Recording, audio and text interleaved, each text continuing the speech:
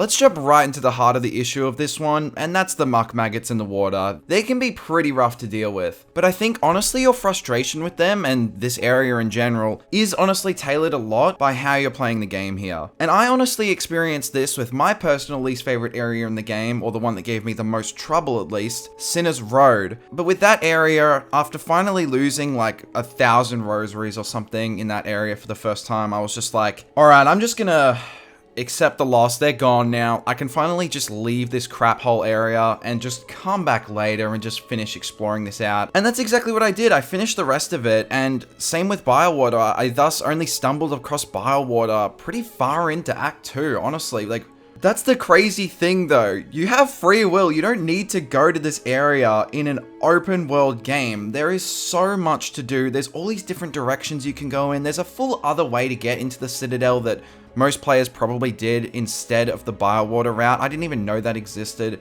There's a much easier way just through the blasted steps and fighting the last judge. But the point is, I came back to these areas of Sinner's Road, Bilewater, and Putrefied Ducks even much later on again. And when I did, I had the multi-binder and I had the fast binding perk. And that extra healing option is super nice. But since I personally use the Beast Crest, which is another hot take I'm going to get to later, I noticed that just binding is what removes the muck maggots. Just a simple bind. You don't even need to heal off of it yet. Just one bind, that action, is what removes the muck maggots off your healing ability. So I thought, wouldn't the multi-binder just remove them and then let me heal a little bit at least?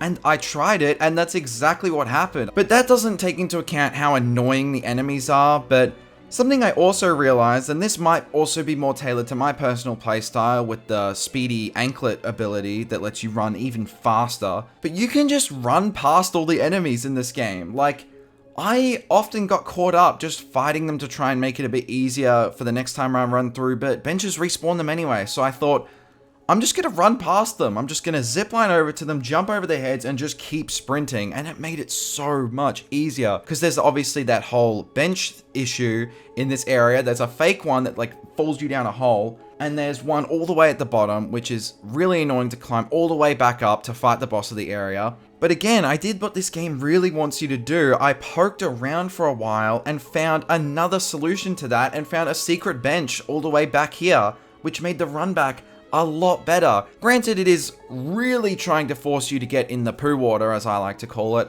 but you can again work out another way to dodge it. Barely, and that one is honestly a bit of a stretch. That one is tough to do, and I fucked it up like half the time anyway.